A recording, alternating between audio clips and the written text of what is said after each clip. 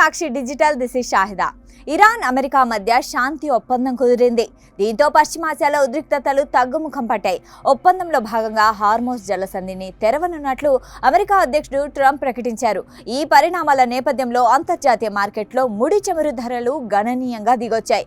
ఈ నేపథ్యంలో భారత్లో పెట్రోల్, డీజిల్, ఎల్పీజీ ధరలు తగ్గుతాయా అనే చర్చ మొదలైంది. ముడి చమురు ధరలు తగ్గినంత మాత్రాన దేశంలో వెంటనే పెట్రోల్, డీజిల్ ధరలు తగ్గవని నిపుణులు చెబుతున్నారు. చమురు మార్కెటింగ్ సంస్థలు గతంలో వచ్చిన నష్టాలను భర్తీ చేసుకునే ప్రక్రియలో ఉన్నాయి. అందువల్ల అంతర్జాతీయ మార్కెట్లో ధరలు కొంతకాలం స్థిరంగా తక్కువ స్థాయిలో కొనసాగితేనే వినియోగదారులకు ప్రయోజనం కల్పించే అవకాశం ఉంది. నిపుణుల అంచనా ప్రకారం ఒకవేళ ధరలు తగ్గినా లీటర్కు 2 నుంచి 4 వరకు మాత్రమే దిగొచ్చే అవకాశం ఉంది.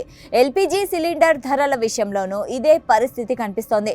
ఇప్పటికే కేంద్ర ప్రభుత్వం కొన్ని వర్గాలకు సబ్సిడీలు అందిస్తోంది. అంతర్జాతీయ మార్కెట్లో గ్యాస్, చమురు ధరలు మరింత తగ్గితే ప్రభుత్వంపై సబ్సిడీ భారం తగ్గుతుంది. అప్పుడు ధరల విషయంలో కొంత ఉపశమనం కలిగించే అవకాశం ఉన్నప్పటికీ అది అందరికీ ఒకేలా వర్తిస్తుందని చెప్పలేం.